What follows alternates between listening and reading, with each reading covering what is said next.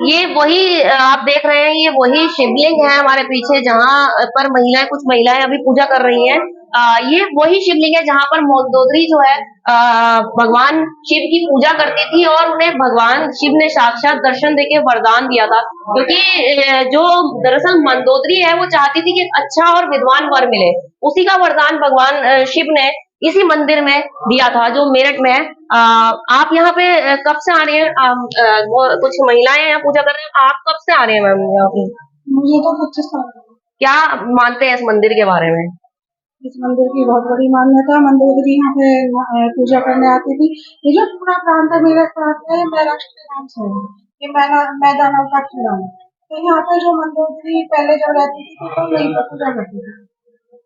दरअसल ऐसा बताया जाता है कि ये जो पूरा मेरठ है, पूरा मेरठ परिसर है, मैदानक का खेड़ा है। मैदानक जो था वो मंदोदरी के पिता थे, उन्हीं के नाम से ये पूरे उसको मेरठ को माना जाता है। पहले महाराष्ट्र नाम इसका अभिलेखों में था, जो कि अब मेरठ हो गया है, ऐसा बताया जा रहा है, ऐसा कहा भी जाता है। आइए मिलते हैं यहाँ के महाविद्यालय, संस्कृत महाविद्यालय के चीफ डॉक्टर से और उनसे जानते हैं क्या है इस मंदिर का इतिहास। मैं आपसे जानना चाहूंगी पंकज जी, क्या इतिहास है इस मंदिर का?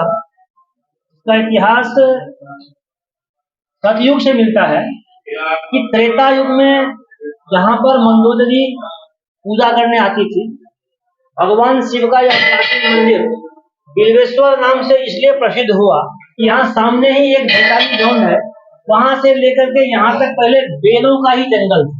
बेलों के जंगल होने के कारण और भगवान शिव को बेल पसंद भी है, बिल्वपत्र चढ़ाने में ऐसा कहा गया है कि 3 जन्मों के पाप तुरंत ही नाश हो जाता है। इसलिए वहां से यहाँ तक बेल का जंगल था, इसलिए इसका नाम बिल्वेश्वर।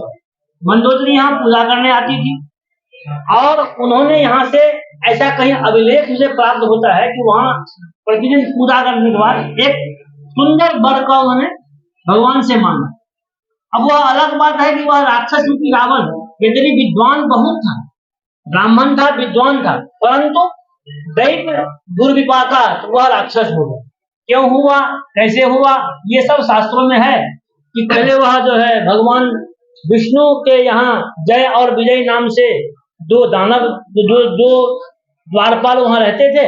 बाद में मतलब भगवान नारद के श्राप से बाद में वह असुर बन गए। उसी में से एक रावण और एक कुंभकर्ण इस जन्म में हुआ।